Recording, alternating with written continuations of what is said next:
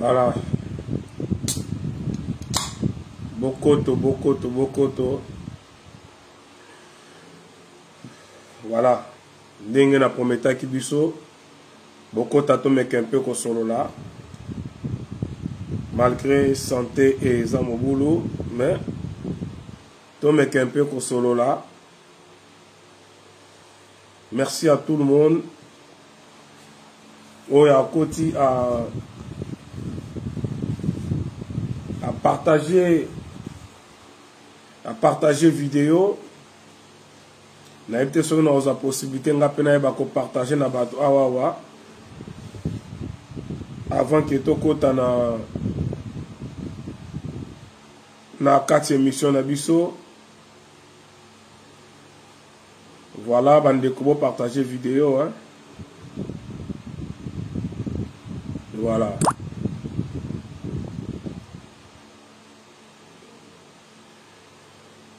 Bon, non mais qu'un peu qu'au son, il y a téléphone parce que là ça dérange complètement.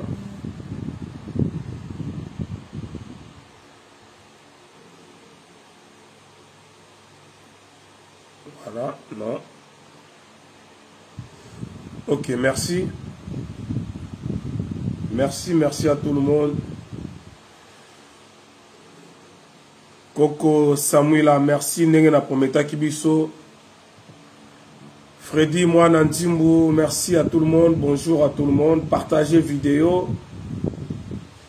Bopé Sangai Tan, Naïba Sognata, la Soki na Coco Kako, partagez Ngaïpe. De façon que Bandeko, Bazola Nabiso, Bazanga vidéo Nabisote. Ils allaient vraiment important. Voilà. Partagez vidéo, partagez en haut avant que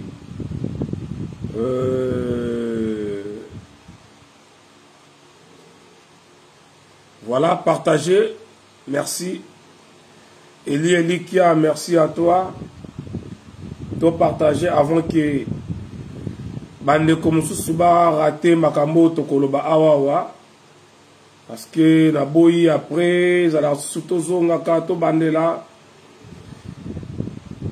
vidéo kozala un peu molai mais kozala très intéressante yango moni tozo senga na biso to partager vidéo de Gol Vumbi depuis Kinshasa Ngalema, merci à toi mon pote. Ozalaka toujours wana. En tout cas, merci. Voilà. Voilà. On peut s'en avoir quelques minutes. Voilà.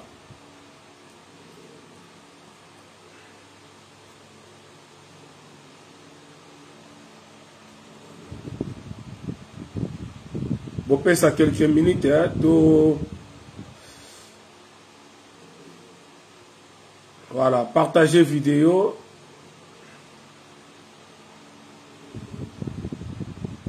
Voilà. Les fils que battra comme Atamwandambo.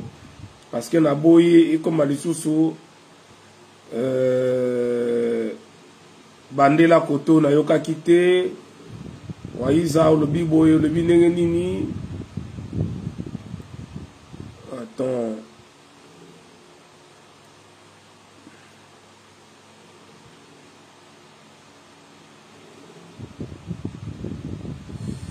Alors,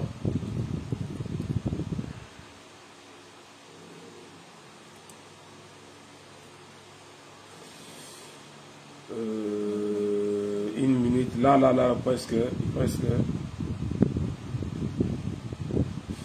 Voilà. Bon, merci Bandeko, on a partagé, on a quand même partagé, et puis oh, il y a eu peu de temps à me partager, c'est très bien, merci quand même. Na yena ça la vidéo, oh, on a promis qui biso sur la 5G. Fena ça là depuis qu'à la main, tant santé, ils ont vraiment qu'on permettre penza te mekrabel, batalo ingeta toi, mimi souzi masilwa. Santé bandé qu'on permettre te. Et même jusqu'à présent, Naza vraiment 100% au top T, mais c'est quand même important de mettre un peu qu'au solo là. Parce qu'il y a des problèmes très sérieux.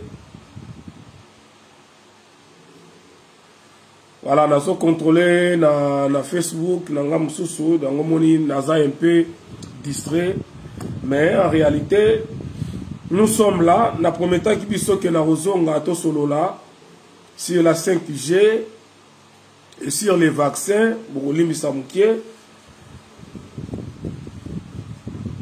parce qu'il y a un problème qui se passe qui les autres tambola la forme mokoboé. Oye ba Congolais bazali distrait na makamususu. Au lieu bazala connecter, au lieu ba s'occuper, au lieu ba landa ndenge muke les autres tambola. Mais bande konabiso bazali na makamwezanga tina. Ok, maman CC de Panama. Merci à toi. Voilà pourquoi on a pensé qu'il n'y a pas de bandeko. La réalité, zoya na mukili. Ba danger tout autour ya biso tovandi na kati ya bandako. Na banzela tozo tambola.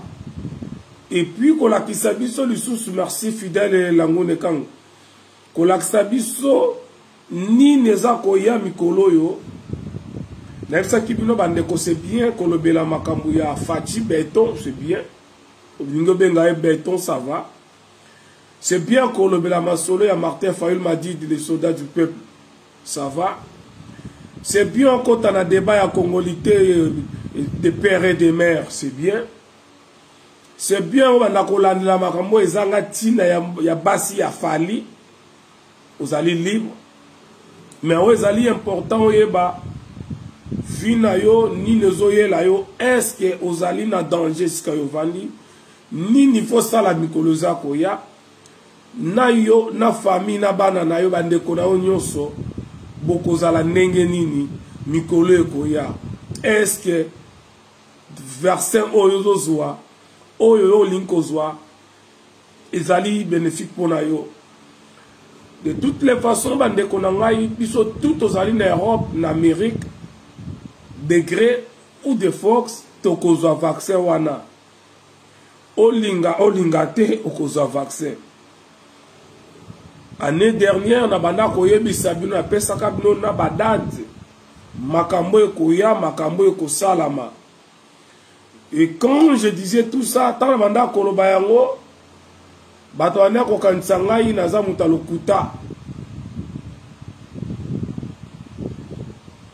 Batobana komo nanga mutalokuta oza mutabilobela Gabriel Malanga bonjour nous commençons ma pambola yo pour la conseil merci batazo balanga me waisa yo makambo lo bakozwa ngo wapi waisa tika ba distraction waisa mboka zo kufa lelo bela makambo ya politique ya Congo yo za kolobela biso makambo oyo yo talima mbe ba vaccin makambo yo tout ça na mukili.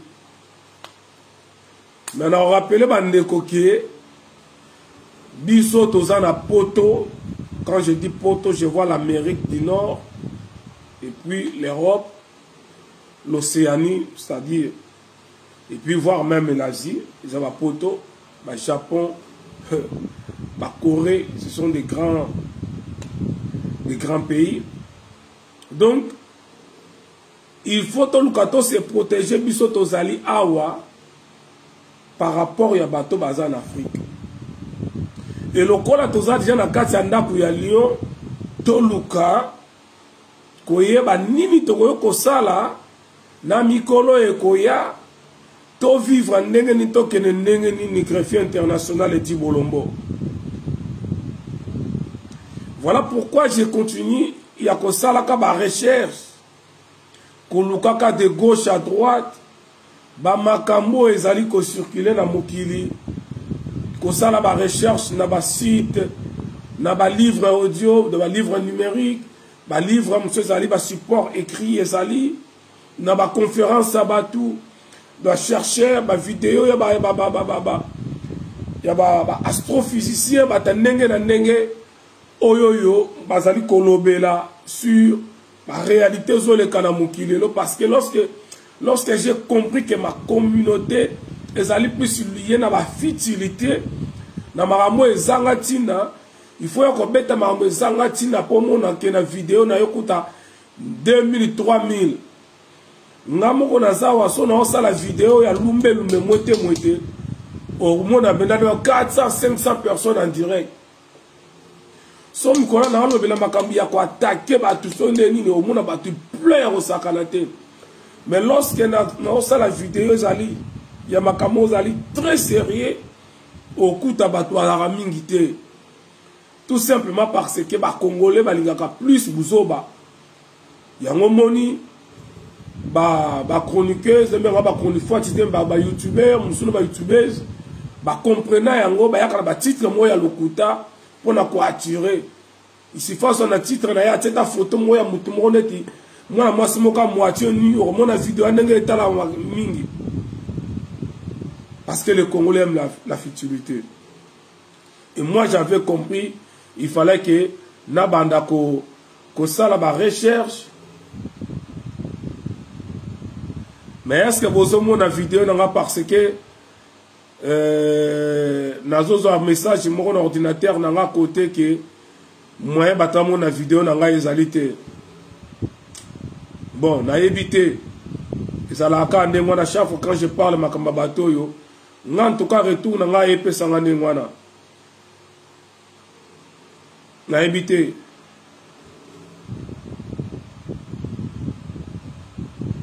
Les candidats ont un souci avec le son, avec le son Azali la selle. En tout cas, Newman et Cyril Mandianga habitent au Zomona. Donc, le cas a répondu que au Zomona. Et lui qui a besoin d'un souci avec le son. Parce que là, j'ai reçu un message dans l'ordinateur comme quoi vidéo nanga.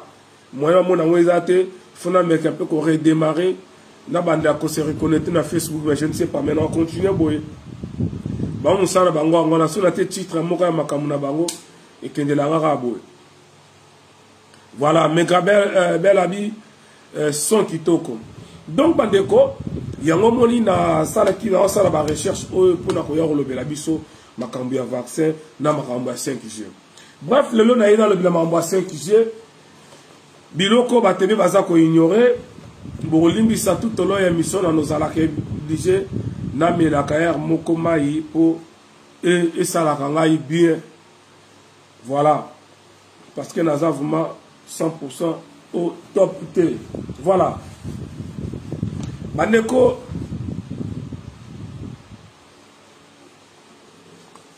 Tozo courir danger na mokilo yo na koti le misiko na sujet na biso.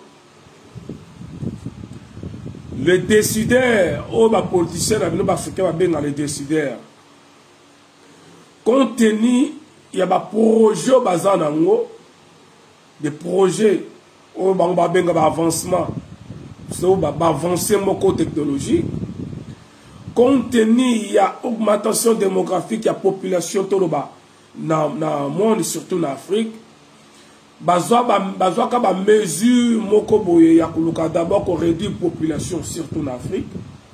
Makambo tolo ba oyo e bandi lelo te parce que munele avant na kazota là déjà 50 ans ou deux siècles après makambo koko sama ni ne koko ya na mokili.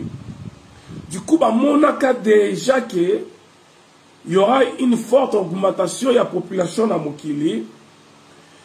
Et que va monaka déjà que forme ou développer au sein de la technologie et qu'on crée des dangers et qu'on crée des problèmes.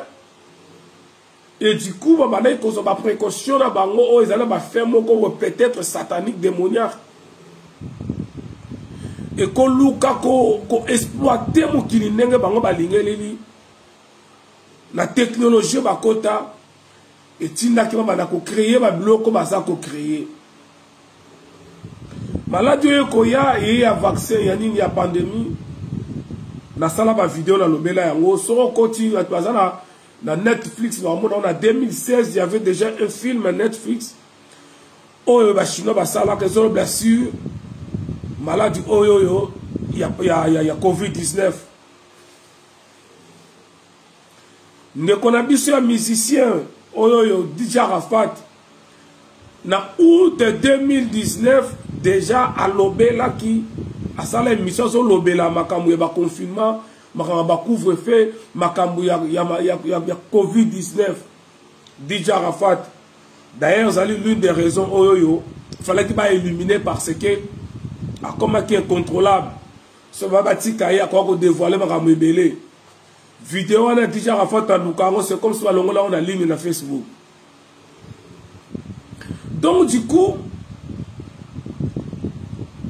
bah il faut créer maladie on va créer na but moko pour pas mettre cause contrôle la planète. C'est ça le premier but ou le but principal de la maladie osa d'abord comment contrôler la planète Terre. Cause à la contrôle ya nyonso. Cause à la contrôle ya mutu nyonso. Ils ont créé la bête. La bête des alliés un appareil, ils allaient en Suisse, na Berne, na Kataba grotte, na montagne. Et ça, le col a un ordinateur géant, un serveur, voilà, pas l'ordinateur, mais un serveur, voilà le terme technique, un serveur géant. Oyoyo, et ils allaient enregistrer Batu Nyonso na Mokili. Mais attention, il y a une nuance. Ils allaient enregistrer Batu Nyonso, Oyoyo, ils allaient informatiser. C'est-à-dire, ils ont la pièce d'identité. Yo o même osala mukanda te na poto mais otsa musapito ke na ko s'enregistrer na préfecture to na la police to place moko boye na association moko boye yebaka kombo na eza na kati ya serveur wana la bête.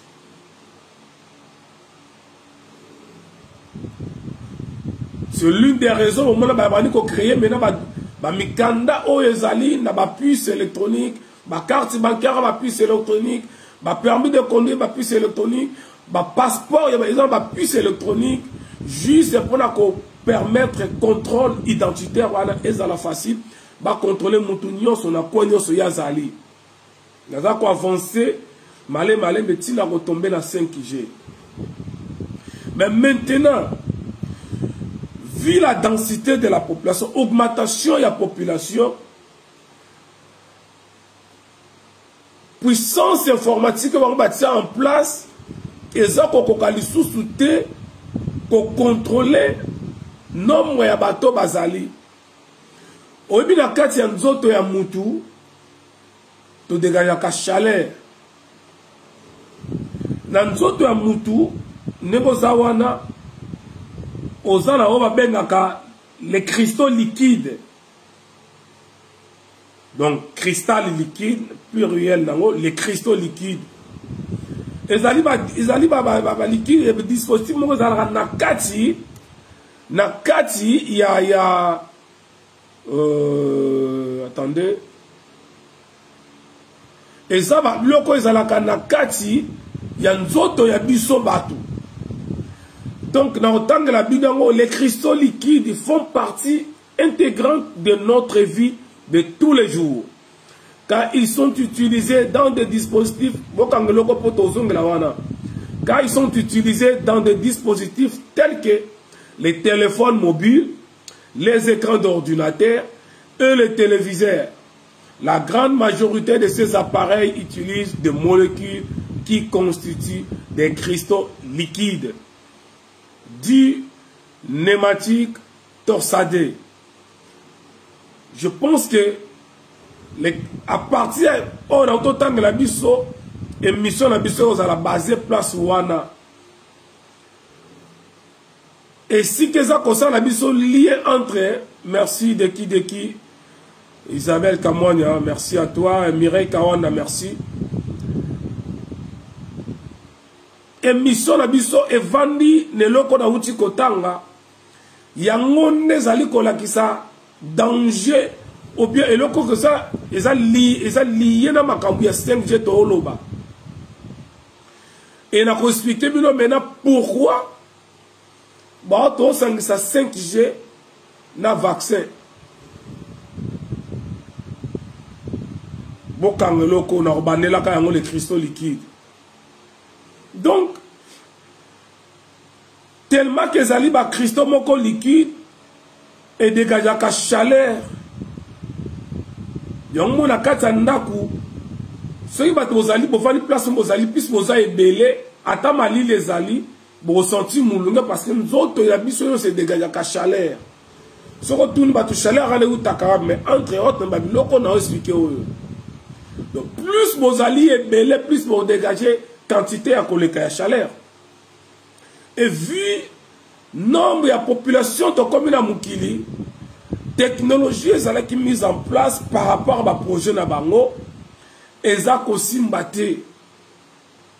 Donc le col basé na projet na autant ba émission vidéo to le cabo le misamukie. Le col basé na projet il y a qu'on développer qu'on créer ma mebele na Mukili oyo. Il fallait maintenant mettre en place un réseau mokobo informatique où ils allaient plus puissant par rapport à 4G. Il faut mettre en place on va bengi la 5G. La 5G qui n'est rien d'autre que la 5e génération. Tant qu'il y a 2G, c'est-à-dire 2e génération, 3G, 4G, 5G. C'est-à-dire la 5e génération. La 5e génération, oh, malheureusement, elle a une puissance 4 fois ou 5 fois plus que la 4G. La 5G, elle a dégagé une onde électromagnétique très très puissante. Et maintenant, elle a des conséquences néfastes dans la santé à moto, dans la nyama. Na nature. Mais alors, makambo e bandi lelote. Tant que yo so vendre la mambi ya Bible, que Yesu akosala, pas Yesu. Jésus-Christ akosala. Jésus-Christ est Seigneur et Sauveur. Tant que yo so vendre la makambo kenzamba akosala, ozo kota ba jeûne prière. Oza koza vina yo kotango na ba prière o ba yebisa yo wana olo o eza ko résoudre eloko moko te. Ça c'est une parenthèse na fongola. C'est important na fongola parenthèse parce que bokota na bande konanga même batu o ba ya balakisa yo Bible balakisa makamu entre guillemets makamu ya Dieu batu wana bazali ba le même personne oyo basant un projet à détruire yon moto par commission esclave. Même ça qui dit que toujours comme un esclave. Mais c'est aussi comme un esclave. Parce que déjà un vaccin à bango mi balé. Bango ba mi comme les esclaves avant biso pour ngaina yo peut comme un esclave. Mais du moins tous les esclaves moko bolo club esclave nyo sauté. Boya na oko boya loboko loba. On a choix de temps que vous en avez poto. Vous sommes en Afrique. Et ceux qui sont en Afrique, qu'on va dans ma grande ville, qui dans ma village, là où il n'y a pas la connexion Internet. Dans une parenthèse, parce que vous allez remarquer tous les pays religieux, surtout le christianisme et Vanda, pays pauvres. Continent religion et vanda et ça va continent pauvre. Le premier continent le christianisme et Amérique du Sud. Bon en Amérique du Sud, bon par rapport à l'Europe. Bah on coûte bazalaka moi mon bien parce que mindele plus bazala pour ne pas payer wane belé. To bien on mindele entre guillemets réalité ba métier. Le deuxième continent, et yamba christianisme, c'est l'Afrique. C'est le continent le plus pauvre de la planète. C'est le seul continent, etika bonzambe nango, ezo ya bapaya. Etika culture nango à côté, ezo culture ya bapaya. Et ngana toyebi ke religion et sauvara mbokate et développera mbokate. Il n'y a aucun pays dans ce monde où ils ont développé la religion. Je mets ma main à couper devant n'importe quel passage sur un débat. ala kisanga imboka moko oye bikisama to ezala développer à cause de Jésus-Christ Seigneur. Exacte. Mais bah oui, ça que Jésus-Christ est Seigneur. Seigneur, il y a nini nga inzaleza continuer. Seigneur, il y a nini nga bitumbeza continuer. Jésus-Christ est Seigneur, il y a nini oyo ke biso ingénieur na biso bazalaka kaka ba réparateur. Jésus-Christ est Seigneur, il y a nini oyo ba médecin na biso bazalaka toujours comme ça il a ba matériel quand ils a ba laboratoire à Mindele. Jamais koyoka ingénieur congolais moko boy asala ba pareil moko yo médical. Exact azate.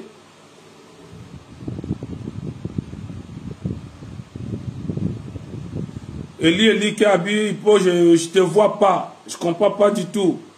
Ça a bloqué. Seigneur, c'est quoi encore? Mais est-ce que vous avez un bidonio ou bien déjà bloqué? Nous comprenons. Parce qu'à chaque fois que vous avez dit que vous bloqué, vous bloquez, vous bloquez. Vous pouvez retourner parce que vous avez ou pas. S'il vous plaît.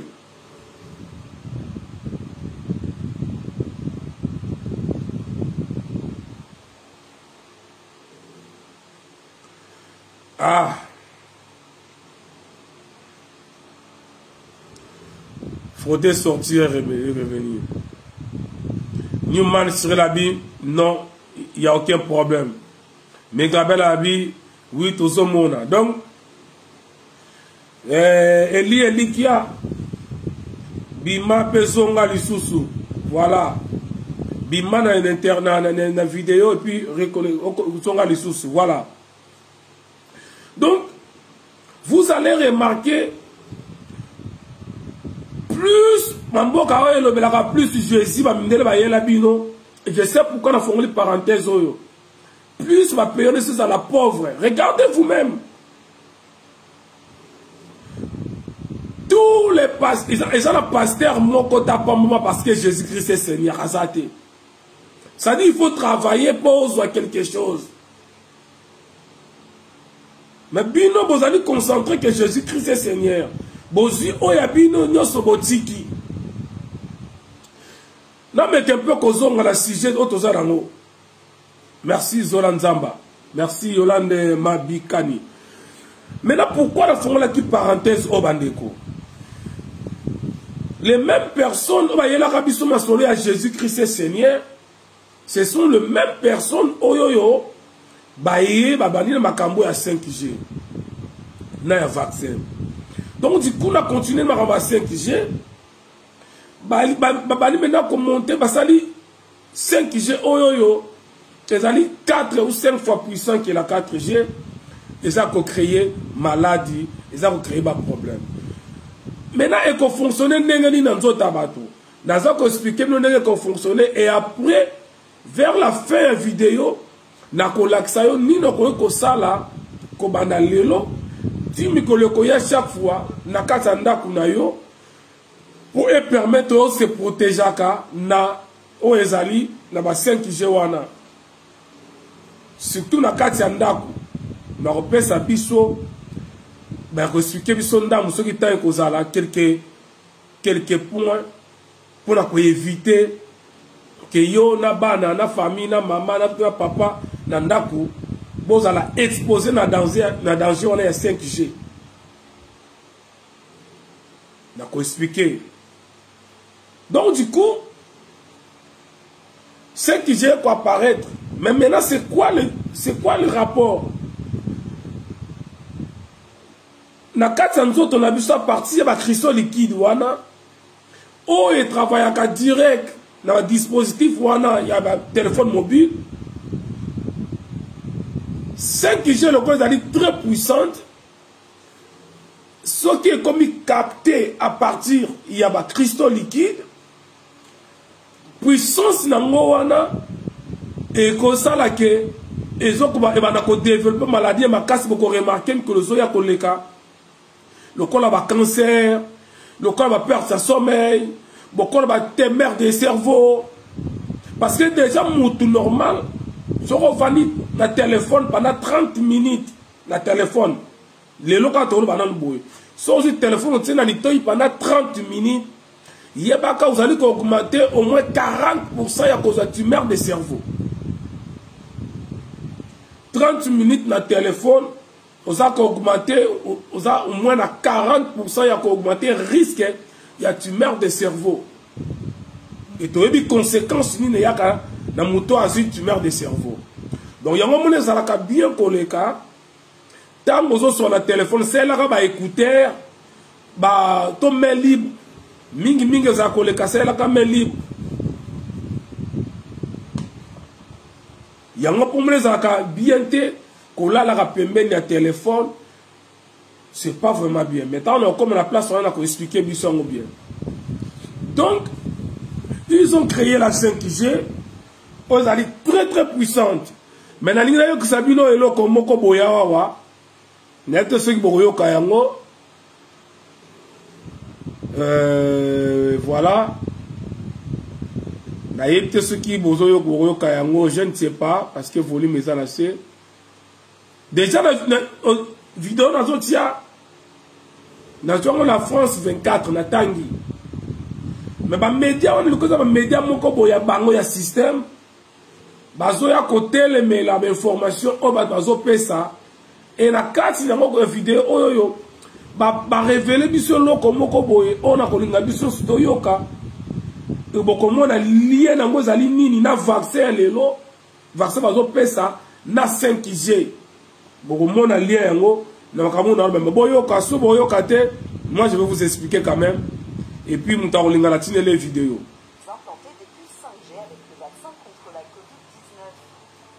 Internautes accusent le philanthrope américain d'avoir créé ce virus pour prendre le contrôle de la population en injectant des puces de est-ce que Boyo Kango? Attendez. Bon, c'est là. Bon, permettre Ngaï. Pour Boyo Kango bien te. Bon, c'est là, la vision na nino na TV, c'est mieux. Comme ça, beaucoup de monde a rapport aux alliés nini entre la 5G et puis. Entre la 5G et puis, comment ça s'appelle? Ok.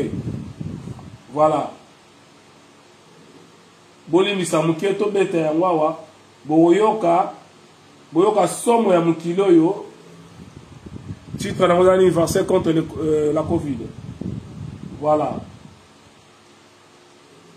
Boli misanoma fallait na tango bandakala ah mais na contacté que boyoka yango bien awawa. Mais j'ai l'impression comme si vous avez bien été.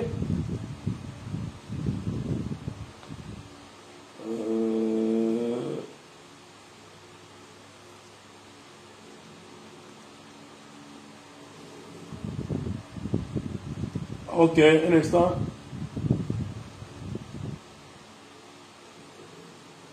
Un instant. Hein. Boli Misamoukie, ce n'est pas du tout professionnel ce que je fais. Naïbi yango, menazo bongsango.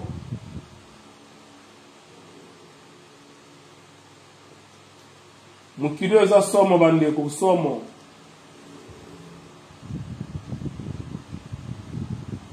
Voilà.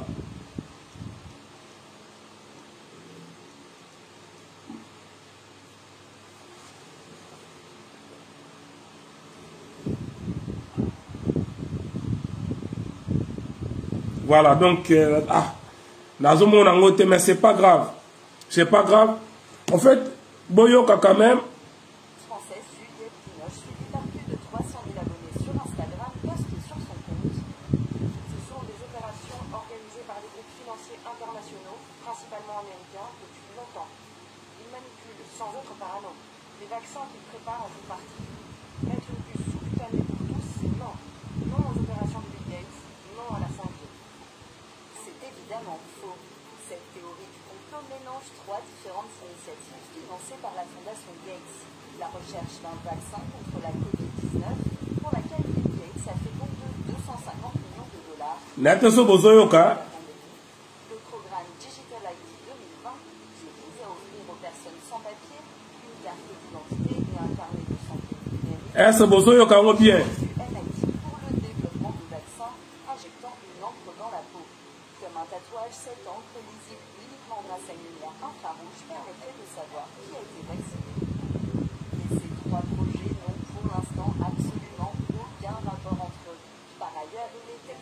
impossible d'injecter un traceur GPS via un vaccin. Aucune technologie de géologie sans être une grosse batterie à recharger régulièrement. À moins de s'accrocher une énorme batterie auto, c'est bon. irréalisable. Oui, c'est bizarre. Ok, bon, en fait, ça, boy. Je suis désolé, mais il fallait dans ce moment na portable tout boyo mais son boulot mais ça boy.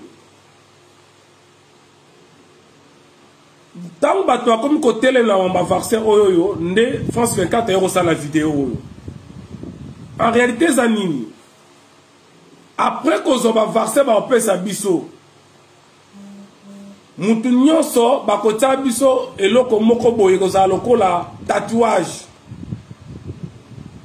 Et qu'on a détecté par infrarouge, n'a pas onde union sur le monde, n'a pas radar.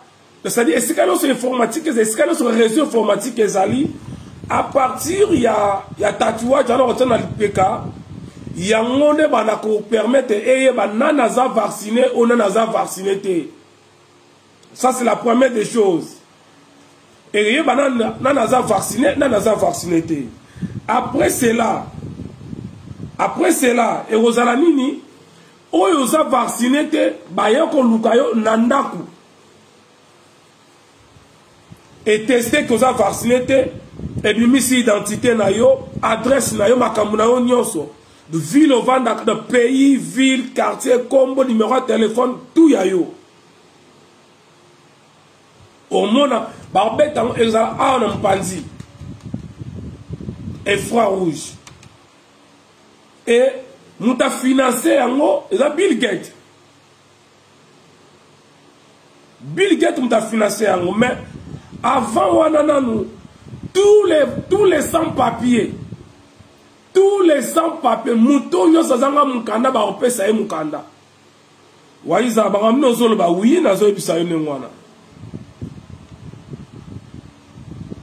Il fallait na zo nini ngo na habité donc na zo ngo natinda ngo na nini pour omona magami na zo loba.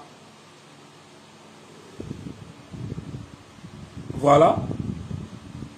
Parce que Koloba Boye ça paiement.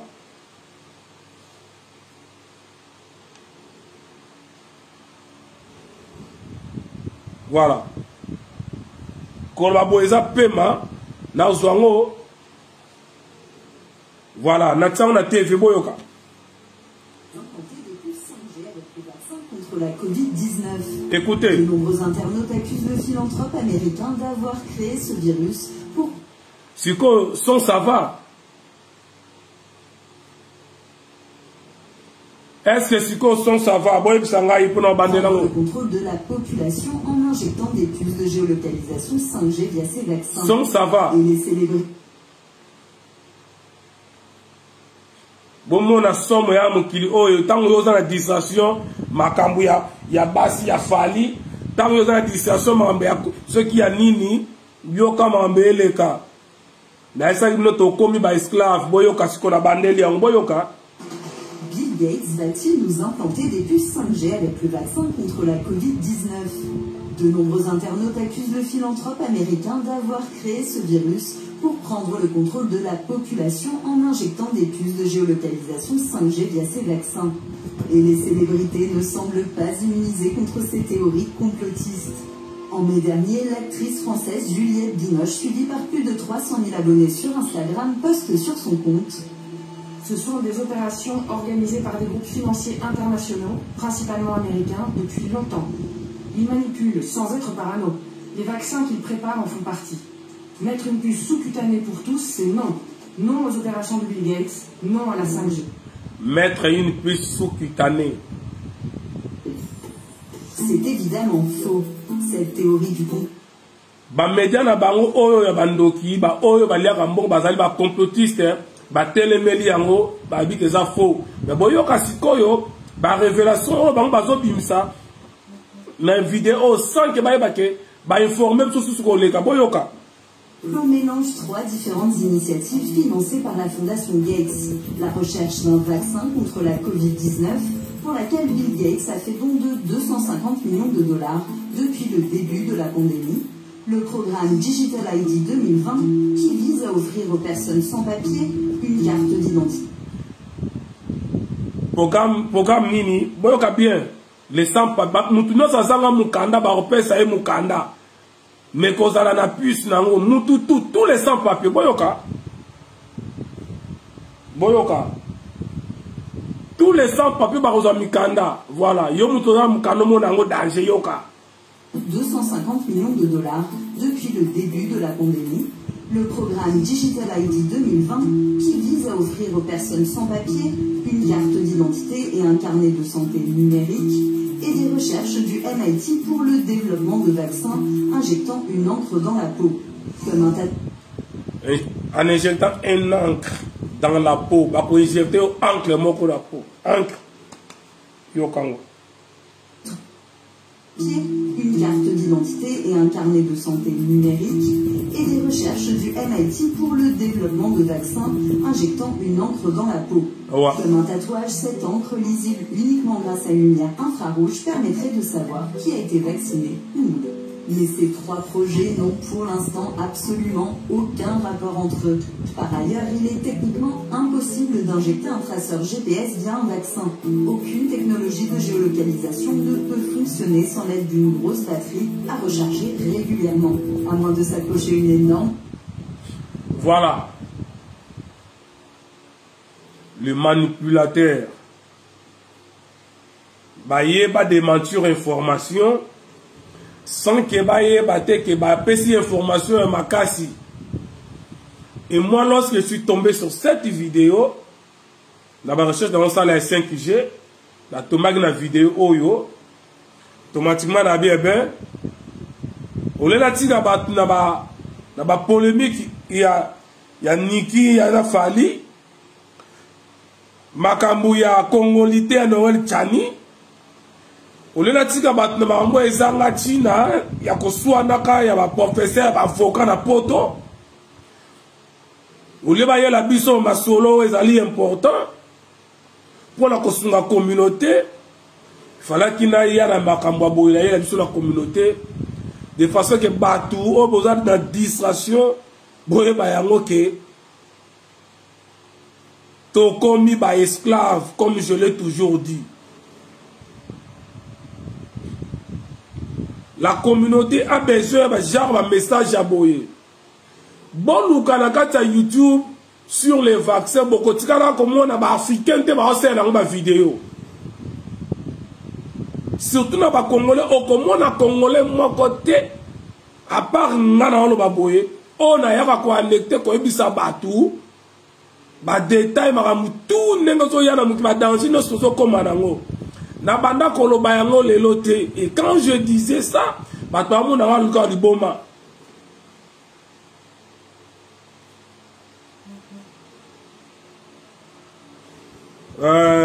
C'est quoi le titre? Le titre vous allez que vaccin contre la Covid-19.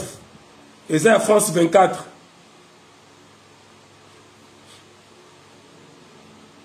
Vaccin contre la Covid-19.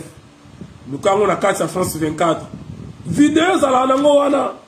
Parce que mon colonie, parce que les Congolais n'ont habité. Quand on soit na kama mezanga tina, mezanga tina. Vidéo le 16 juillet là. Il y a 47 026 vies. Ça dit na 47 000 wana. Ata Congolais mon côté azuri kanisaya ata la yango herbet la baninga.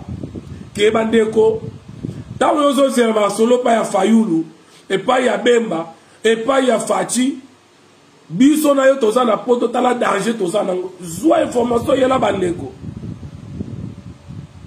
Yaka ko betra ma solo. Ko sala analyse ya politique ya mabete. Bon, yabisanga lelo ata Congo ngo soke bongi, yo za esclave awawa. Pour bénéficier d'un non, non, parce que bandeko baza quand même bien, d'accord? Mais il y a que ceux qui ont bien été formés, vous allez bien été. Bango baza la liberté, vous allez la prison. Nous sommes dans une prison à ciel ouvert. Koswana maramezanga pamba pam, ezanga tina. Les avocats, les professeurs, les commandants, les généraux, les colonels, les directeurs, bah titre nyoso wana maramezanga tina. Olé ya kosunga communauté boye.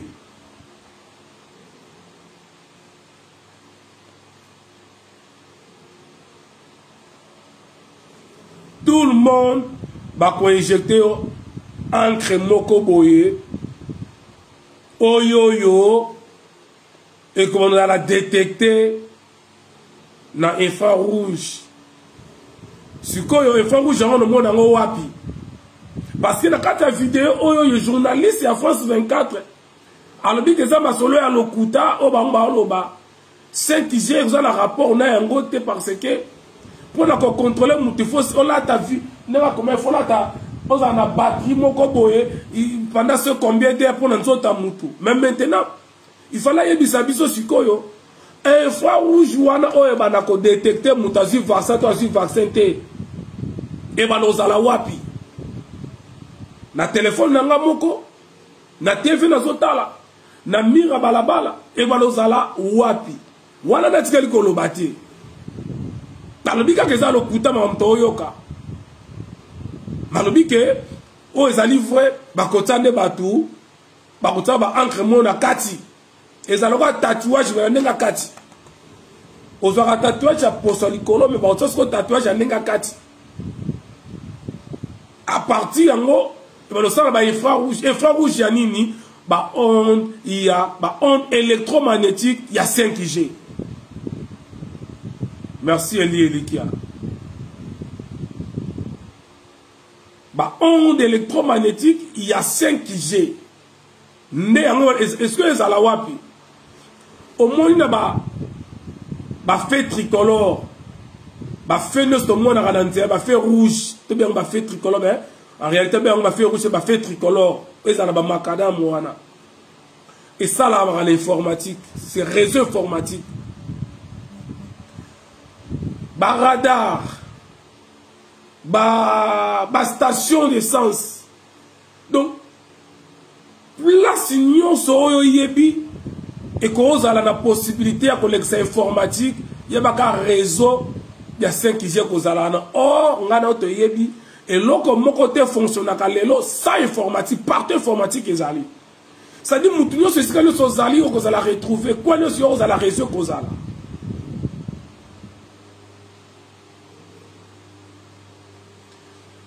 voilà le lien. Merci. Voilà le lien, il y a vaccin.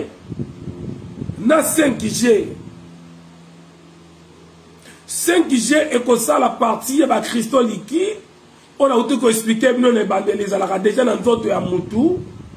Na bisa kibino bo sanate bo kangali kamboyo, il y a cristaux liquide na bande la binongo.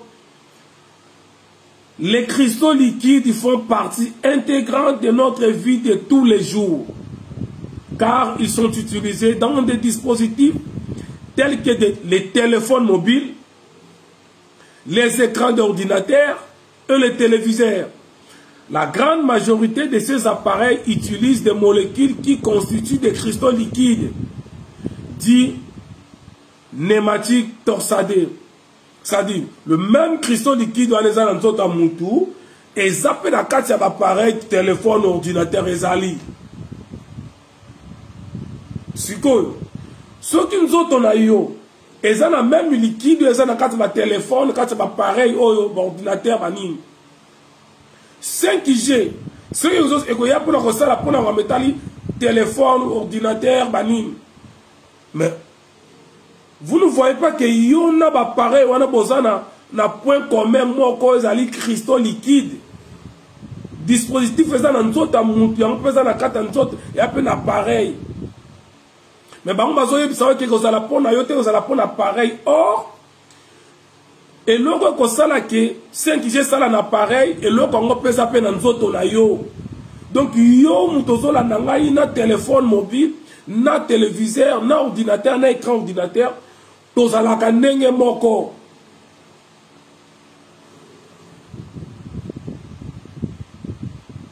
Est-ce que vous comprenez là? Nous autres mutu na téléphone, na ba téléviseur, na ba écran d'ordinateur, na ba pièce sur la salle ba radar. Tous en a point commun moko les cristaux liquides. C'est-à-dire 5G oyekoya ko sala pour na ko travailler pour na ba pareil wana na tangi et ça la même musala pour na nzoto ya mutu. Or na nzoto ya mutu ba onde électromagnétique on les a makasi mingi ko simbate. Et ça le four à micro-ondes géant. Lorsqu'on four et un grand four à micro-ondes géant dans nzoto ya mutu et que ça la nengenini. Et des vidéos allez belé. Je vous demande à regarder na YouTube parce que bino na évité ba congolais na YouTube otala rabilo ko nini na évité. Na évité na YouTube le otala nini pour comment bon mona rabilo ko ngana mona raté comment bon mona ya ngote. Comment bon mona ngote. Boke na YouTube, bobe tombe sur la 5G. Na YouTube. Boko tombe ma vidéo que na ville moko na Suisse, bat bakufa balobi ngote. Na isa na YouTube. Eli Kabi, merci Elga Hippo pour l'explication, c'est clair et net, oui mais là. Merci. Et ça la ville moko na Suisse. Batebele bakufa ki na 2020 ans manaki essaye ya 5G. Vidéo ça na YouTube, na lukango na asio. Bozo c'est la chaîne de télévision ba baté hein. Ba baté. Mais yo vandi na distraction makambo ezanga tina. Même ngamo mukona ko découvrir que nzoto na ngana téléphone ezalaka na point moko na yeba en tout cas na yeba kité. Maintenant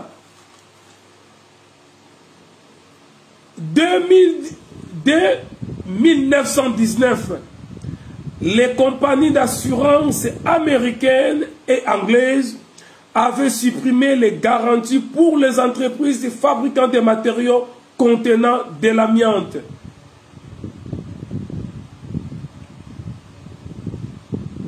Voilà, Eli Kabia la vidéo wana. Nazo tang la bino o ezali ba recherche nga la vue gauche et droite. Dès 1919, les compagnies d'assurance américaines et anglaises avaient supprimé les garanties pour les entreprises fabriquant des matériaux contenant de l'amiante.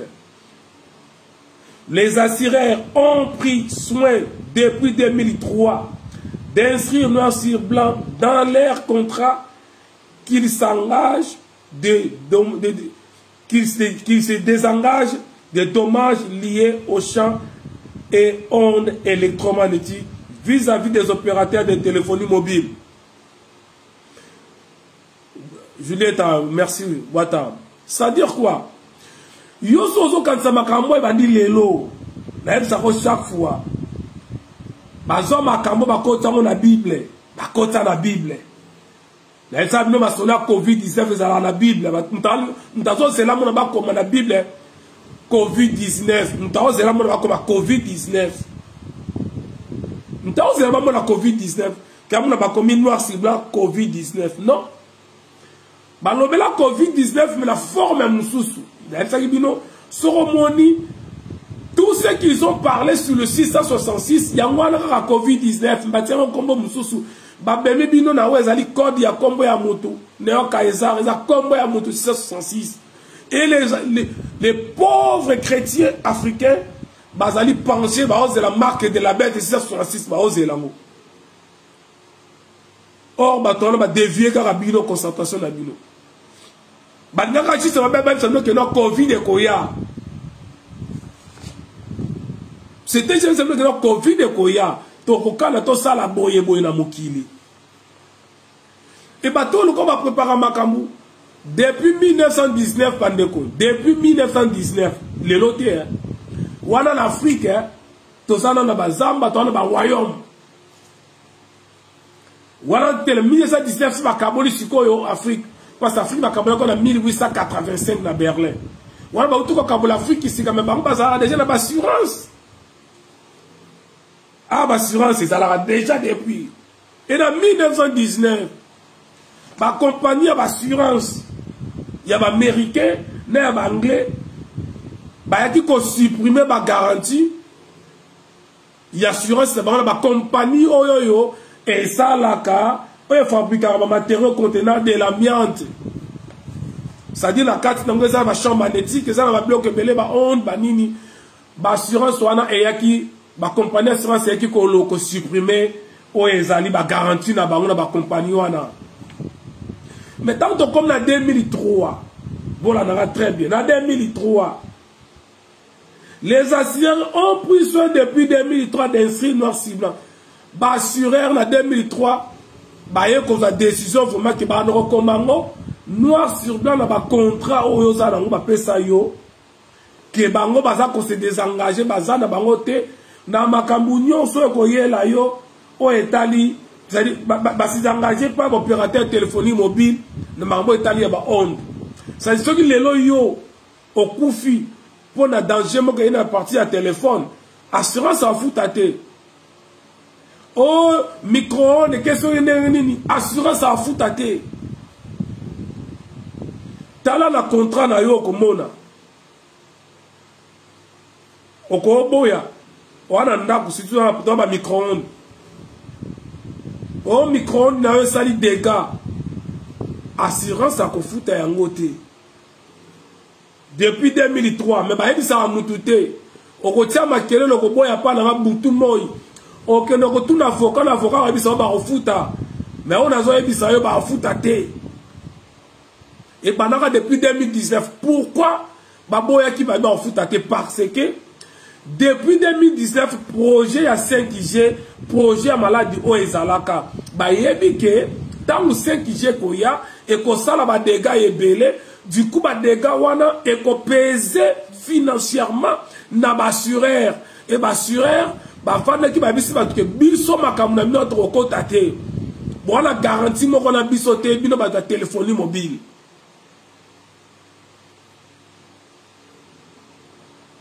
Depuis 2003, makambo na ba contre ezalaka. Bon, yo kumisa yango yaka poto, biso taba na poto ya tongo. Est-ce que makambo yeba kiam? Ah, biso ba na poto ya tongo. Ah, ba tabomi poto bato bazo ya poto na nzela ba circuit na nzela ba mai, bango ba abo ma poto. Na yo ka bango mingi. Ah, ba tabomi poto bato ba ya mikolo ya wawa. Ba u na nzela Maroc. Banzela bato ay poto nzela makolo bato bomi poto bato abuta nzela ba Grèce ba Turquie oyo biso tanto yaka poto to na zo ki avion na ngana njili to na 4 de février na Luanda poto zalaka bien depuis ba oba ya oyo ba uto ba nzela ya mai oyo poto ebeba yo muto yaka poto bandaka la sikoyo est-ce que yebike ba longola ba garantie tali ba téléphone ce que ça va dégâts incendiaires par exemple. Donc à partir du téléphone sont aussi malades parce que le téléphone repose au cancer et comme une tumeur de cerveau. Est-ce que yebi que ça la garantie mon côté na contrat na yo. Même la contrat na yo assurance à vie. Ceux qui aussi malades ou na zela téléphone assurance à recevoir en charge. Est-ce que yebi bien ou? Bien moi la poto ya tongo est-ce que yebi bien? Oh, biso ne ba kole États-Unis, biso ba na Bundes, biso ba jike ba na Belgique. Est-ce que yebi makambo? Biso ba vrai parisien, ba na Switzerland, biso yo. Est-ce que yebi makambo? Parce que bateau ba yebaka déjà que Mikolo Zoya ba ko créer loko moko bo. Ceux qui créé maladie, bango e kamunuko etali biso te. Ba yebisa yo ka bundana dango. N'a avancé. Mais malgré que 170, 170 scientifiques de renom, bah grand scientifique y a monde bah sangani, bah ebisi bango non, te loko bon ngabo sala ezamabe. Merci Megabel Batal. Bah grand scientifique, 170 scientifiques, 170 scientifiques, il y a monde basangani. Ah, il est du temps déjà. Bah, ici, bah, ok. Et loko bon ngabo sala, ezamabe. tala ba danger na ngoya ngo eko créer ba cancer mais bozo kama pourquoi malade à cancer zo ya belé pourquoi avant malade à cancer ils a été les au coma ah surtout les femmes attention le cancer parce que vous allez plus s'exposer à cancer attention les mamans attention voilà nangati na souka mamsuna roloba et que protéger tant bola là surtout les femmes vous allez plus s'exposer à cancer bavanda ba expliquer bango ndenge nyoso mais balinga koyoka te le 4 septembre 2020 Macron lo bien vraiment clair you know il faut que tu passes à 5G ça dit yo attention vous savez ma pétition vous suivez ma pétition pour la 5G et les caté ba yo kabinote au fond da panani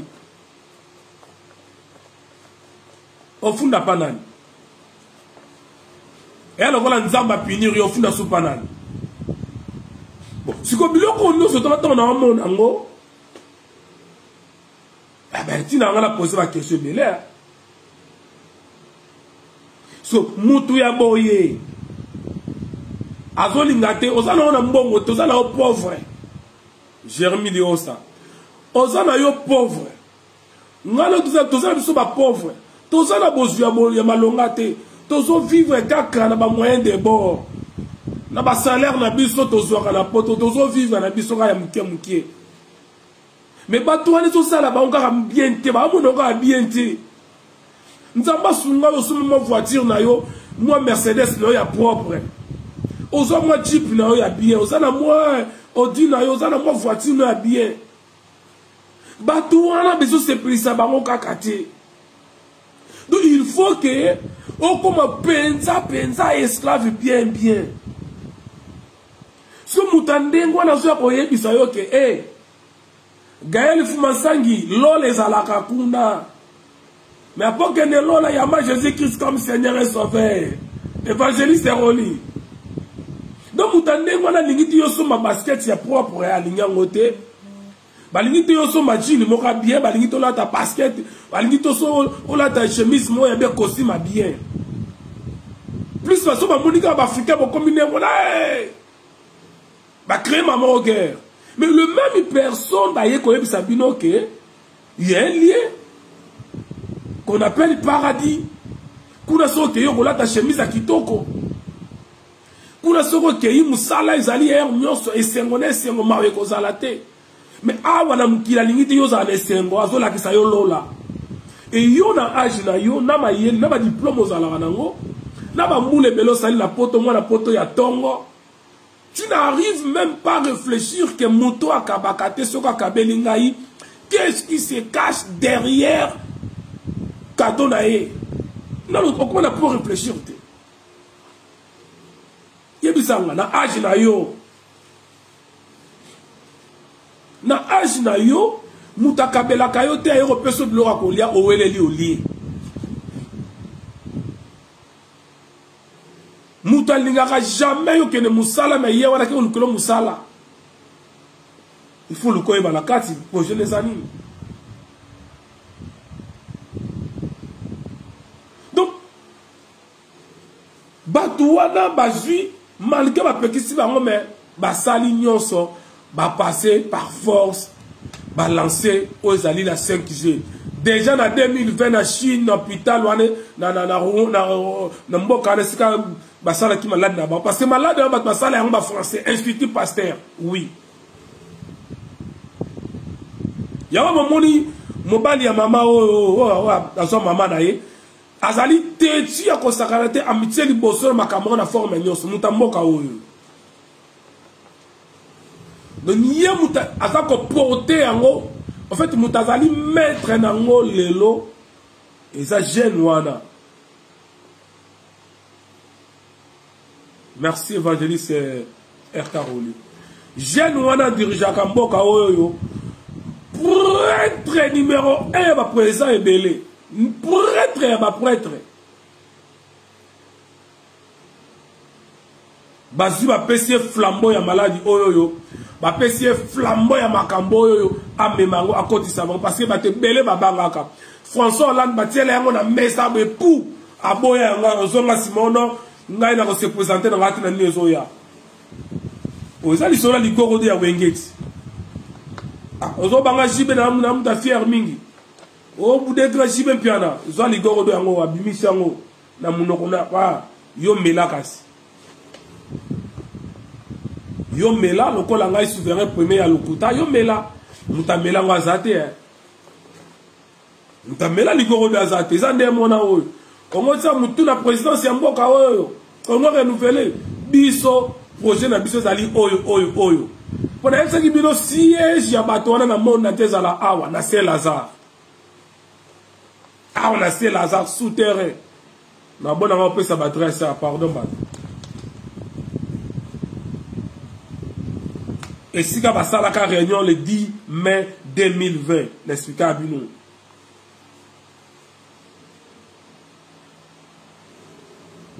baye bavandisi présent na bango ya kala biso toza na projet oyo fait comme déjà pour yeba qui bien avant est-ce que vous allez capable de reporter famille ou même likambo na mukili tellement que les vieux de nature peureux aboyi na ye abino ngana ko se représenter na ngakuti na loro na ngai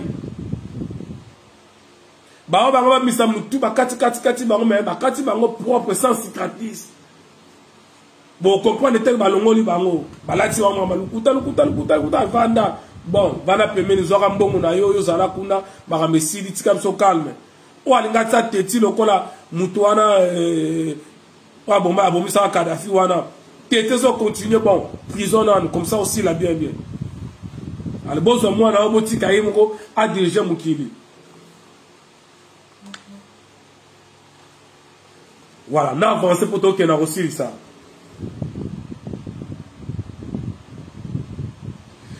L'exposition aux ondes électromagnétiques est responsable des augmentations significatives des risques de cancer, perturbations de sommeil, des effets génosiques, et puis dans marambu ebele oyo kozala lié na nini wana na 5G.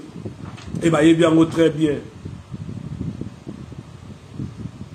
Et vaccin, il y a plus qu'on renforcé, où ils allaient par cristaux liquides. Cristaux liquides est comme ça là, mais molécules où ils ont un vaccin, et qu'il y a qu'on renforcé en gros pour permettre à la capacité à recevoir ma onde, où ils ont 5G. Parce que niveau ya cristaux liquides par rapport à la quantité, par rapport à la puissance de 5G, et qu'on s'imbatte. Il faut pas qu'il y ait quelque chose dans nous autres, qui permettre que tant 5G ça là, nous autres recevoir, c'est-à-dire corps à monter comme un bon récepteur. On y a les Congo ingeta. Les Sakibino, vaccin, et ça là pour nous rebondir batouté. Ah non, bâtir pour la vaccin pour bomba batouté. Ça c'est une erreur au Kansani wana. Rôle ya vaccin, et ça lui qu'on rende nous autres ya mon récepteur. Rôle ya vaccin et permettre yo comme un récepteur. Ou comme la plateforme installer c'est ça le rôle de ces vaccins. Mais on va dire qu'on couvre un vaccin, les alliés peut-être organisme na bango na vaccin wana ils aussi batté mais en réalité le vaccin ne tue pas. Ah oui, ça m'a ramené aux autres, oui. Je te confirme que le vaccin ne tue pas. Mais ça, le rôle, c'est-à-dire, bon, physiquement, et bon, mieux moralement.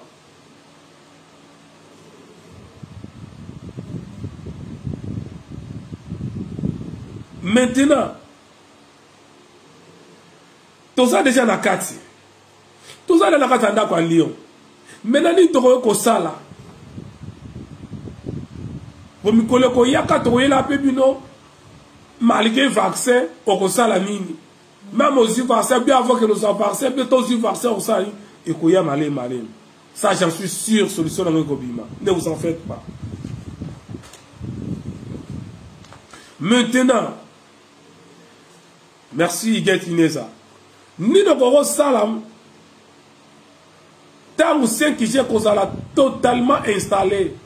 Il y a un bon monde, ma téléphone c'est comme 5G, 5G. Bien que ce matin, mon bazar qu'on forcé.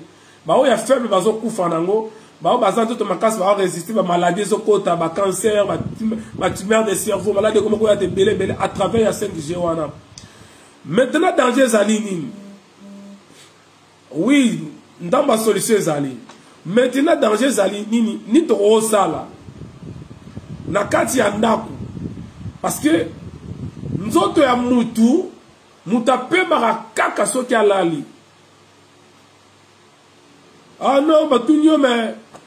Ozawapi. Ate Andaku na Pemi Nanga Inota dans la TVT. A ce qu'on va dire, Andaku Ota la TV, au Pemite. Parce que quand la TV, ils allaient travailler. Cerveau n'a eu à travailler. Pour l'anime. Tant que nous ne sommes pas là, il faut que le cerveau ait pu que moto zota la tête en bas rouge, azamwa na mobali, azali mwindu, azota mona voiture boye, avandi, akota na ndaku, ça dit nyoso zo monde na TV pour comprendre, il faut que le cerveau mouta pèse un message. Et là le cerveau fonctionne, travaille. Irène Diwanteza, merci. Et là le cerveau travaille. Or nzoto ya muta pe makakaka soki ya lali mutako sote. Yo muto salaka oh no ngaso na lali ato ningisa mukena la mukaraste o lalite. O lala biente. Nga penenda salaka boy so na lali ata ndenge nini ngo osali lo so sala tuka funa yo kayo. Ata na lali ndenge nini soko ningisika lo tsana mukena la muki o lala kate.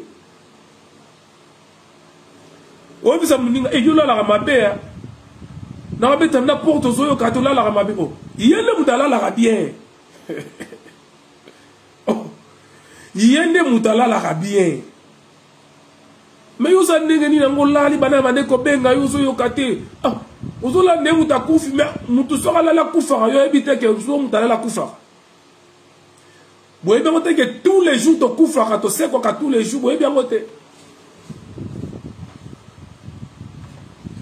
Pourquoi ce muto to la mukana minute wana la mukina goût ya bloc za la raté.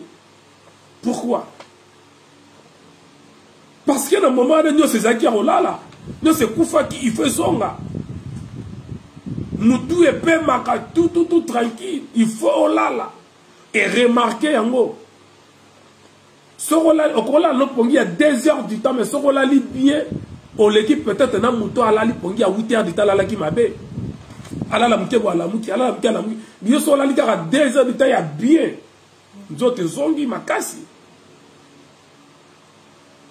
Maintenant, le col est c'est-à-dire, il faut tout le bien maintenant, et si tu vas ne passer en plus pendant surtout il y a repos. 5G danger dans les plus ming na banda kuto vanda. Na repère ça pour la raison il y a temps, na repère ça quelques conseils ni toko sala na ndaku. Pour éviter que 5G n'attendent les banda, aux ala exposer dans côté pour la santé na yo, santé ya bana. Parce que tant les hommes qui me rozon, je vous promets na rozon à jour mususu. Na koya ko expliquer biso détail là, ni to ko sala. Première des choses, c'est que opter pour un câblage blindé. Mais ça m'a déjà belé, hein. Et là, à Liboso, l'installation, ça a bon. Maramoussou na roloba, ah, on a dit que, et ça passe tout ça, parce que tu parles de banda, tu ici, basali. Et là, on a osé raté. Peut-être, un jour, sera aussi possibilité que tu as comme tu as l'andanga. Puisque tu as la possibilité de mon côté, on me capable de comprendre ma cambo. Tant que tu as l'installation, yandaku. Linga basali la yo. Installation de câble oyo yo zali un peu blindé. Il y a des câbles blindés. Ba câble oyo yo et neutraliser la chambre électrique. Parce que la fil conducteur, na singa ya courant, tout autour il y a un champ magnétique où il y a circulé, où il circule. Il y a un champ magnétique. Maintenant, il y a des fils, des câbles où il y a bien isolé, où il permet que le champ magnétique ou le champ électrique et la propager. Il y a des câbles comme ça qui coûtent un peu cher par rapport aux câbles normaux. Luka ozana bakabe ya nde mwana. Et en plus, il faut qu'on évite nandaku yo vandi. Moi nandaku na salon. Basinga ya courant katisa ba allonge. Allonge le mot na ngambo e katisi na ngambo boye. Allonge na se ya bakiti. Allonge le mot eke boye. Il faut qu'on évite yango. Parce que et dégageaka ba champ électrique.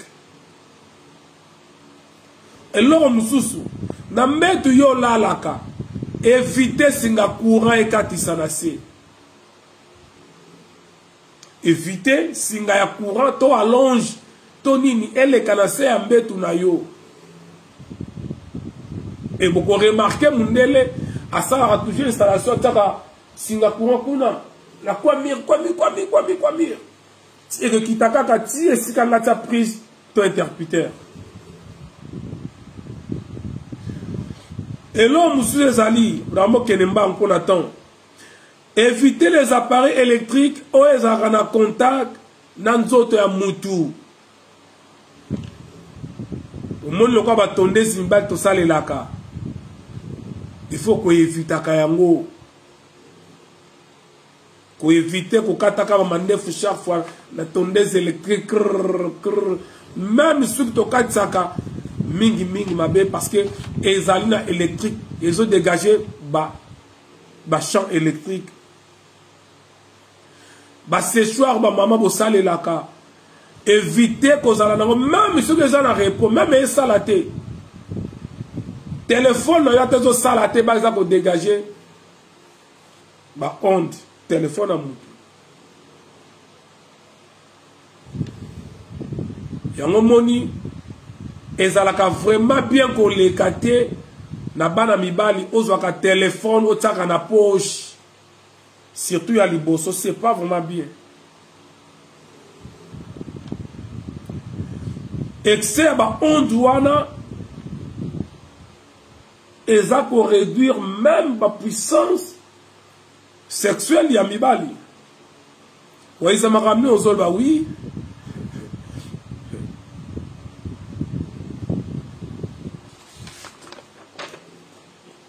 Voilà. Ce sont des ondes magnétiques, électromagnétiques. Ce n'est pas bien na mobali ozwaka téléphone ovandisaka na poche.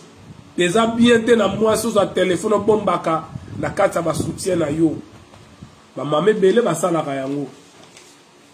Ce n'est pas bon. Ba détail musu to ke na mulaité parce que TV bana balanda biso. Allez-y comprendre.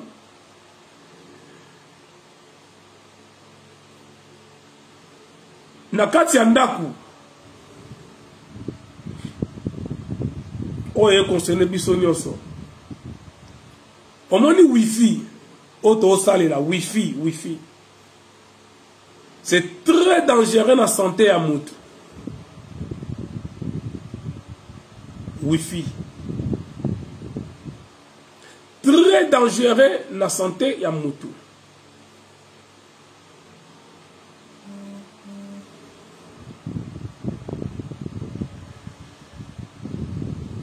C'est mieux qu'on ait la connexion filaire, la connexion à Singa, sur les possibilités d'aller. Ou bien qu'on ait la fibre optique. Bato baza la fibre, ça c'est bon. Mais si on ait la wifi net, la wifi. soki naza na ndako te beso na osalela wifi wana te nakangi wifi wana mais okoyoka ba opérateur téléphonique ba yebisaka biso luka osalelaka mpesi wifi na telefone na yo mpona ogarde ba mega na yo soki ni babenga wana. C'est très dangereux. Ce qu'on monique le kola au sel en côté ordinateur au sel la wifi te kanga wifi na ordinateur na yo. Kanga wifi parce que kanga wifi.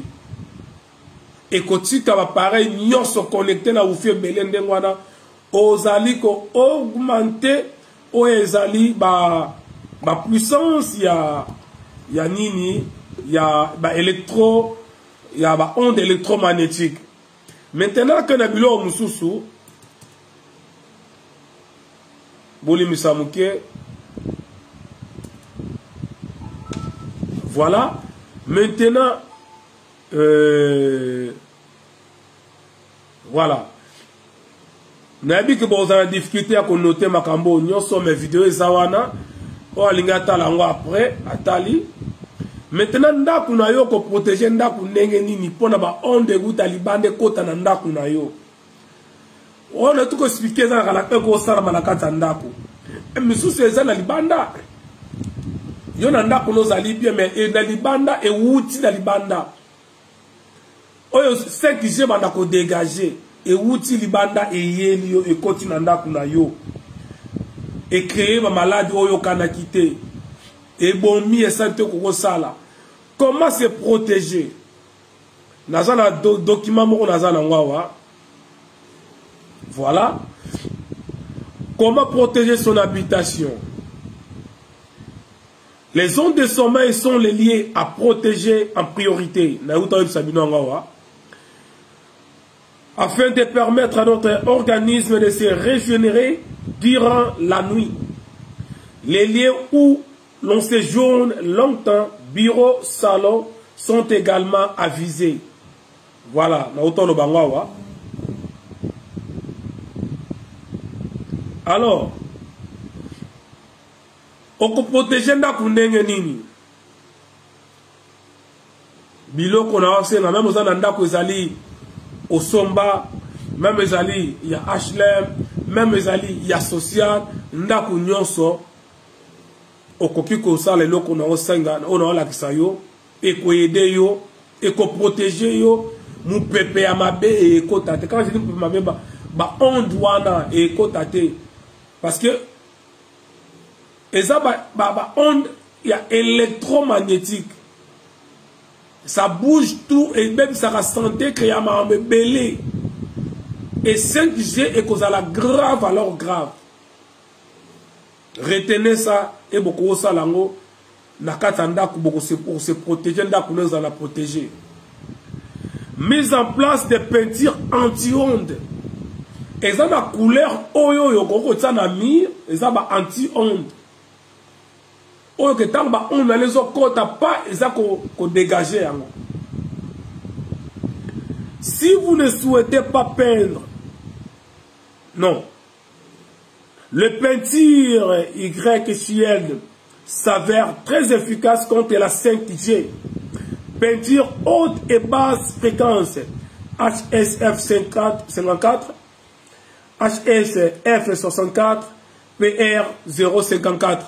Bon, voilà ce que vous en avez besoin. Ce que vous combattez.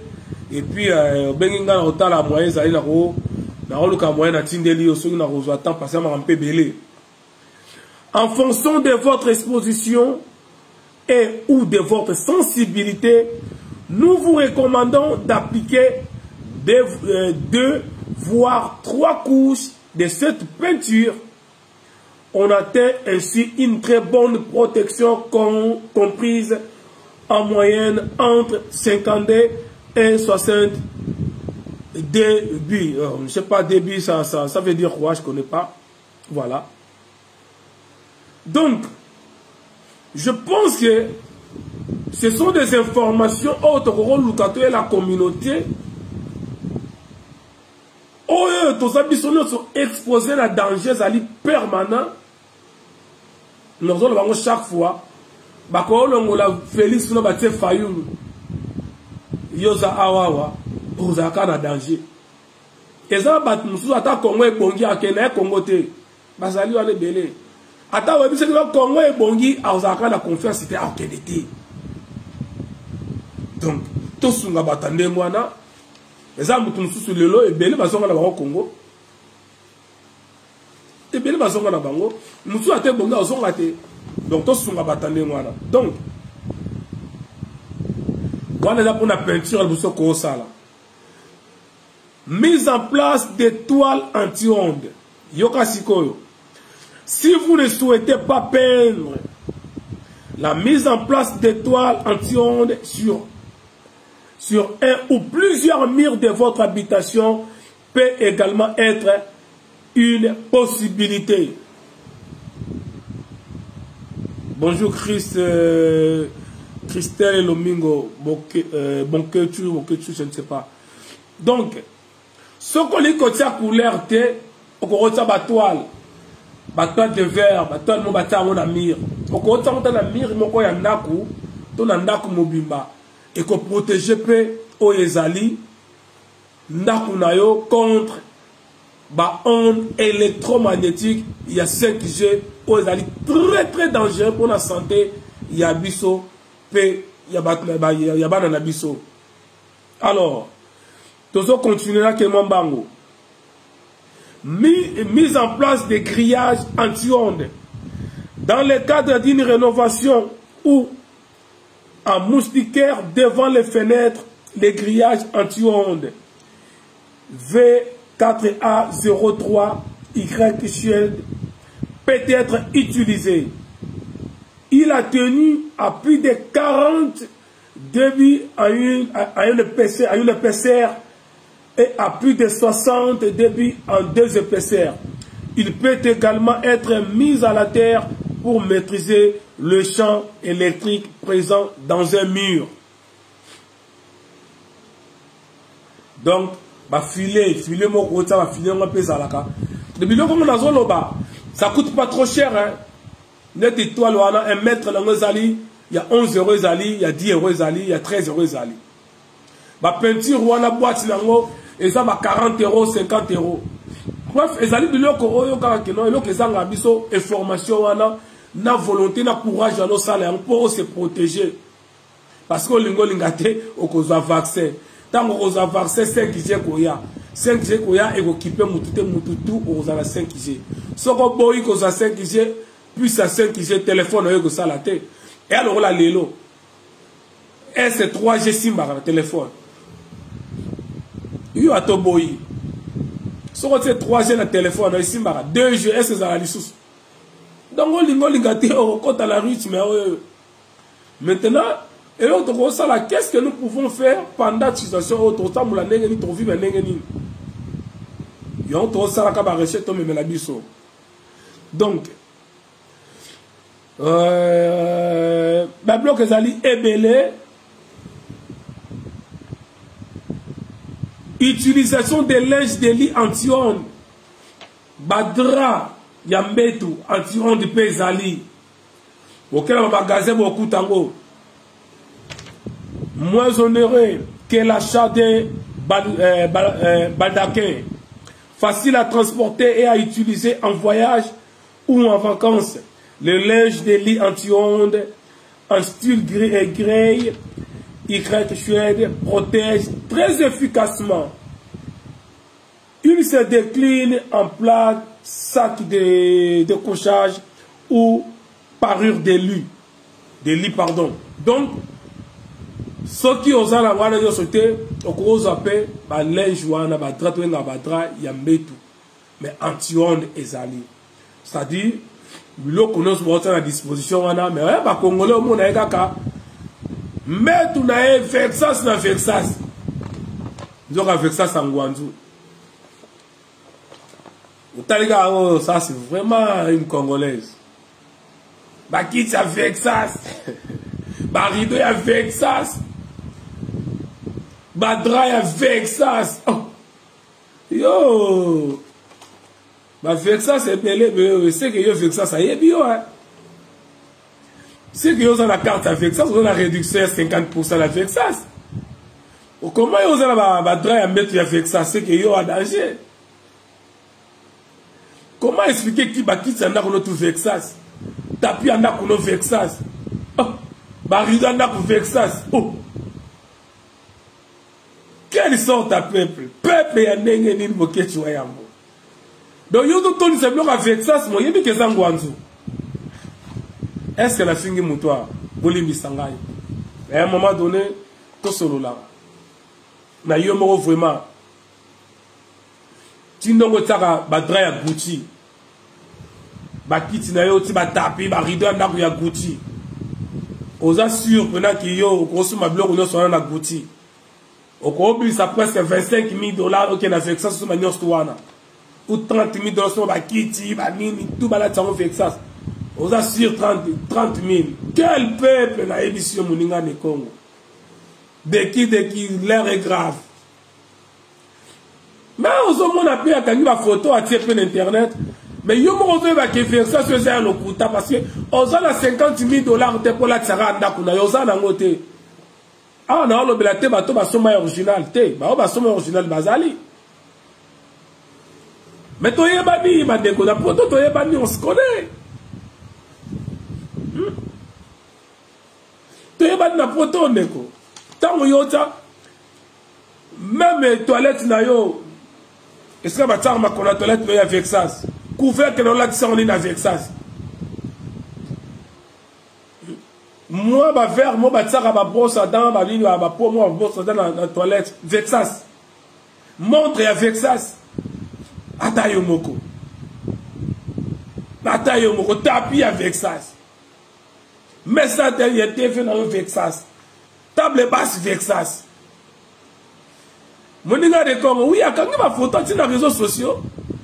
N'a pas Vexas partout. Si quoi, nous sommes en Afrique, à mon danger. C'est tout pas dans la porte de Webike. Pour nous, tu as vu le retour à Némoine Vexas dans la Kounaye. Il faut compter dans des 60-80 000 Nékonanga. Pour ça, la GT. On doit quitter Vexas. Mettre ya Vexas, Badra ya Vexas, Tapi ya Vexas. Quelle sorte ya peuple et alors à ce coco? T'as baraté Congolais, vous avez ça la la poussière à ma baille, toi ya ma belle caca. T'as baraté. T'as baraté. Bon, tu as la segata pour et ça la moi bien. Bon, bref, bah. Bolimbi savait qu'elle a grippé. Mais si c'est obligé, on s'est réussi sa vidéo. La promesse est tellement, il y a trop de il y a trop. On a tenté. Et maintenant, n'est-ce qu'on se protéger, yo moko sikoyo. On a expliqué qu'on protégeait Ndaku. Qu'on se protégeait, ma belle côté.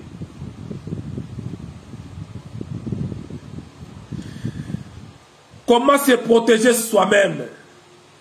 La méthode la plus simple et la plus efficace consiste à acquérir des vêtements anti-ondes. Voilà. Bâtir 5G na bango partout. Bâtir bloc na bango partout. De Konanga. Chapeau anti-ondes ezali. Bilamba anti-ondes wana ezali. Lata bilamba wana eko protéger yo. La solution est toujours. Alors, nous travaillons avec les fabricants, les blocs, qui proposent des produits extrêmement atténuants, tout en étant confortables et faciles à porter. La gamme est très large et offre ainsi des chapeaux, des casquettes, des béanis, des cagoules, mais aussi des t-shirts, donc débardeurs, à marche courte et à marche longue. Bolimbi Samoukie, excusez-moi, Nanzwanine Mokawa.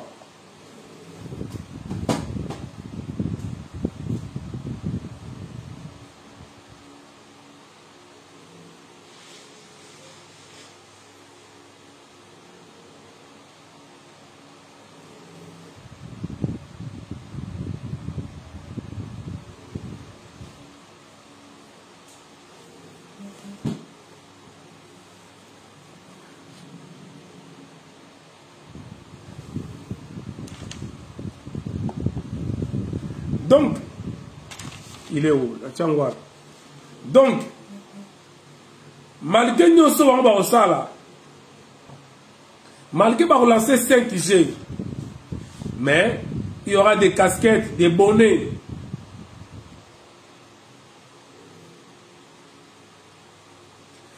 Il y aura des habits et ça la rende nini. Neti bisoto yebite. Mais quand c'est un zo bandate, on y a tous les jours dans ma vidéo, les Congolais à la carte politique, il y a Fayoulou, Fati, Congolité, des pères et des mères. Mais comme des pères et des mères. Mais Zangatina. Kaka, on y a un professeur, moko bazo soit un avocat moro. On y a un combattant intel, azo soit un intel. Pasteur intel, azo soit un pasteur boy. Wana kuna nga naza soldat boy nga naza boy biso ba combattre ya tongo biso ne to sala boy okuta biso na combat makambo ezanga tina boye bango ndenge nini or bebloko yango ça dit ata 5G koya bilamba nango ebima ba kagoul. Ok, on a protégé, on a bien protégé. Ma casquette, ma nini. On a la anti-5G. J'en suis vous avez mon frère, que dites-vous de la connexion par laser satellitaire? Elle fournit des connexions par laser array et non comme les réseaux cellulaires que nous utilisons par BTS. Non. Sincèrement parlant, Neko, nazo maîtriser le dossier wanate, mais si on a travaillé sur ça, je peux travailler sur ça et puis na roya na salle la émission. Mais en gros, nazo maîtriser le dossier wanate. Oh on a nazo sur le balelo, et ça on a salle la recherche. Il fallait là ça une autre vidéo banda la santé banda ko déranger. Mais je prends bonne note, na cause attendre à travailler sur ça et puis si on a mon na lien mo ko na santé na biso papa makambuzo ya na koya kolobela yango déjà lokola tango de konabiso na mona kiyawa albele makambu ya ba cristaux liquide etinde ngai na sa elango ba recherche na ko mona lien nango zali na 5G na vaccin par rapport na kata commentaire na na Facebook mona ki atiki commentaire nga pe na répondre tout donc nengo mona commentaire yo posé awa na prendre des bonnes notes. Et je vais travailler là-dessus. Koya kosunga ba Congolais pour natoye banin to ko sala mikolo eza koya. Donc de konanga Irène dianté za moyo yeba makambo ezate parce que ba Congolais ba que plus de ba futilité au lieu ba soma bien sérieux. Donc déjà na pesi déjà neno se protéger yo moko yanda ku dans lobby déjà ko éviter ou tena libane ko tena na bisko nzoto na yo moko. Voilà. Donc dans le bien ça ba t-shirt débardeur à manches courtes, à manches longues, des sweatshirts et des pantalons, que ce soit pour femmes ou pour hommes.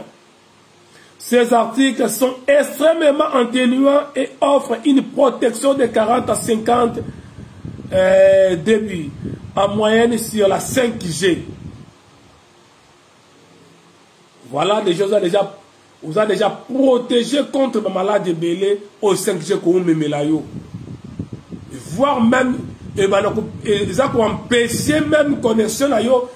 En fait, ils ont empêché même connexion. Il y a molécules, il y a cristaux liquides, ils ont d'autres là. Dans 5G, en fait, ils ont empêché Ninwana et circuler, contacter ça la facile. Ils ont coupé un peu connexion quoi. Voilà. Quoi encore? Yeshied propose. Donc, Sobolouki et Yeshied. Yeshied, on a Google. Betiaka YSHIELD.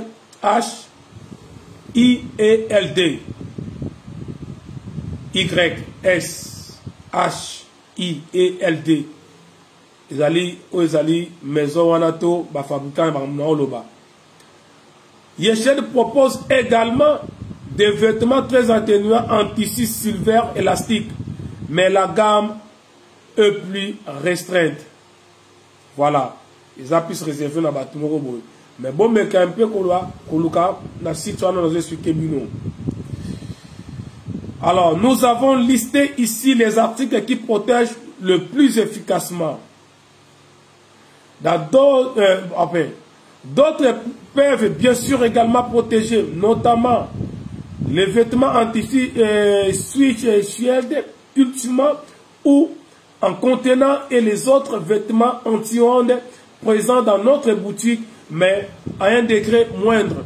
Donc, dans notre site, dans site wana, bon lukayango, beaucoup de contact na bango, le lote lobby, nkolio kolinga, nga la peste information. Oh, mais qu'un peu cosa. Bon, on a fait la publicité, bien sûr, mais je préfère la faire la publicité pour na yo osa la sauver. On a besoin bon, on a besoin de la Congolais, bah ça la protéger. Voilà.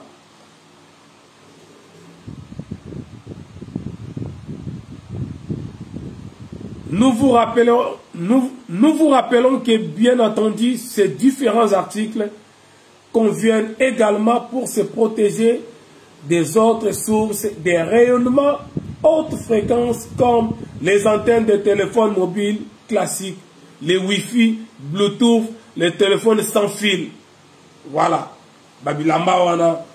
Donc je pense que les causes à la paix, que protéger le bateau contre ma connexion par laser satellitaire, Nenge, Nekonabiso, Jansi, Louzi, Aouti, Kotou, Nabiso, mais je te promets, je vais travailler là-dessus, contenu en réalité à Makambo. Voilà.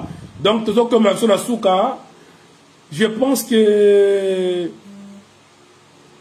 voilà, contacter Bango si vous en avez besoin. Voilà, donc papa. Voilà.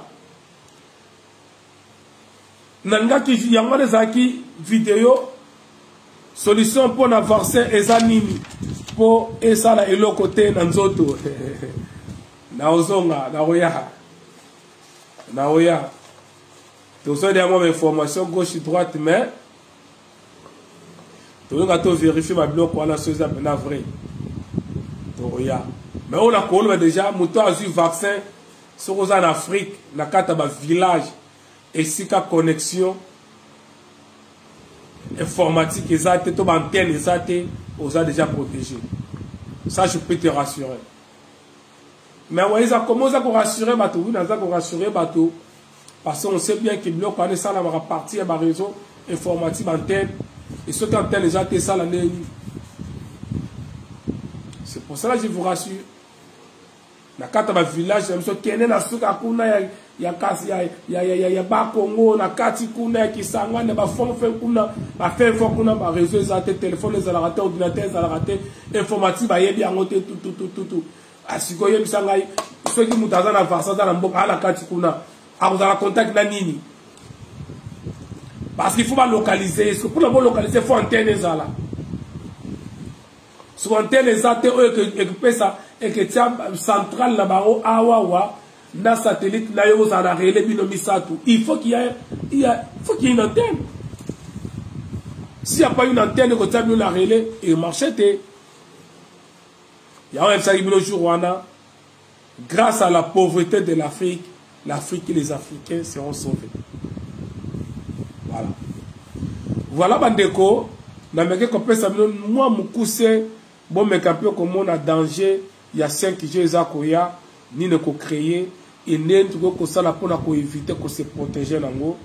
S'il y a des questions vous avez un numéro dans le titre na biso wana bon s'abonner na ipo wise officiel lelo na ngala ça l'émission on a YouTube sauf que ordinateur zako beke côté caméra nango yango moi na sali yango na Facebook nanga mais si tout va bien mikolo yana comme ça la na YouTube.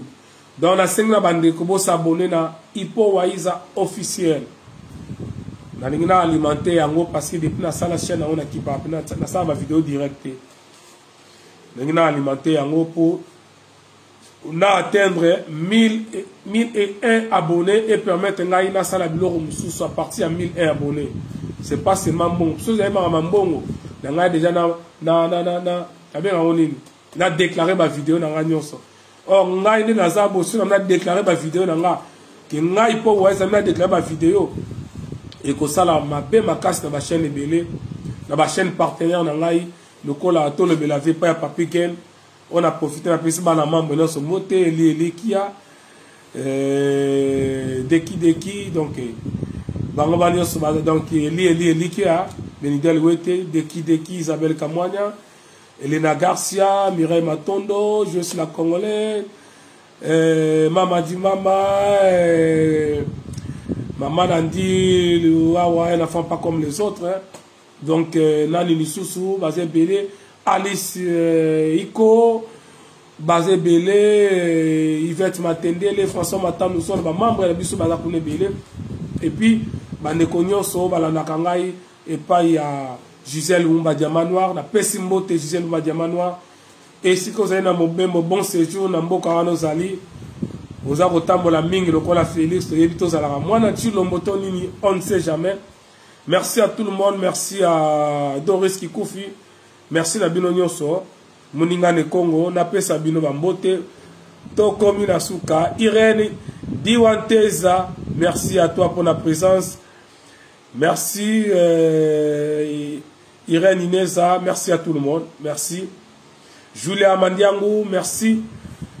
Coco Samouila, Gal Fumunsangi, merci, merci à tout le monde. Mireille, et Boniface, il est quoi, merci à toi, merci pour le rappel. Kutani Balasima, Babaya Bayende, évangéliste RK Roli, depuis toujours, tout ça là, depuis. Jérémy Liosa, voilà qui encore, Rachel Mundele, merci à tout le monde. Sobani Kotanga, Bouleke Bele, et que ça la passe, Megrabel Beatalou, Ingeta Emmanuel Louvoiseau, Oyoka Bakongo, Neta Kivita, voilà. Merci à tout le monde. On est ensemble. Ce qui m'a question Zali, Bolingina développé sur maladie ou bien sur la spiritualité. On a besoin d'un sujet beaucoup proposé ngai. Peut-être beaucoup qu'on a biso sujet beaucoup proposé ngai. N'a ko travailler na ye nango. Tant qu'on a ko travailler, c'est-à-dire quoi? Na ko ça la recherche. Et pas il y a la connaissance, il y a la connaissance, banganga ya kisi, na banganga ya nzambe, bango nenga la lukaka. Nganga kisi, ngo bake bato, baza na pouvoir, yako bouger ba esprit. Banganga kisi, bato baza na pouvoir, yako utiliser la nature. Na bien moko boto na likambo moko boye bangona banganga ya nkisi azune nzete ona nzete oyo esisi maladi oyo azune nzete na nzete oyo mususu akotiza ndenga mabe apesio maladi oui eza lokola mbeli mutu na mutu ayeba oyo akosala mbeli mususu asalaka mbeli mpona kokatela ngumapa mususu akatela kaka misuni mususu yango abomelaka bato. Et banganga ya nzambe zali ba oyo ba koko ya biso ali milimo bokoko ba o ba yebi ko bouger ko utiliser ba esprit divin na nzela ya bokoko na biso. Donc nga soki opesi nga sujet na contact ka batu wana na kota la contact na bango na yoki bango ba ko yebisanga na onda monga na yebi na vérifier na contrôler na ye na memela ngo biso. Bonganga ya nzambe ou banganga ya nzambe, c'est ça. Donc bangwana bato babi ko utiliser ba esprit cosmique, ba énergie divine ou divine. Donc tokutani balasima namo déjà bato comme ko tindela ngai ba message bato na Londres namo ba message WhatsApp comme ko kota na silisa wawa ko azana question ou bengi to komelenga si jo lingi na commenter oyebisinga bolingi samuke parce qu'il fallait qu'il na la vidéo banda kala santé zaki penda bien te mais siko comme moi bien yango bomo nazo melana batanga wis na pleine émission mais tout ça ban voulozi bako ko si basonga ki kimezali muninga ne ko ngabini moko pe azali kolanda yo azana bwanya mais oui boza ebele boza na bwanya koleka nga ebele na soka kutu ma ebele pa na bino ebele ebele babenga nga balakisanga ma ebele na lobaka ebele mutako sabi te mingi na lobaka bat pe ba yebisa nga masana courage on sala vidéo te nga na zwaka kaka na memeli bato opesi ngai na vérifier na landeli yango na ye na memeli bato c'est comme ça. Merci tokutani mbala sima nzambe abakokaza na bino ingeta.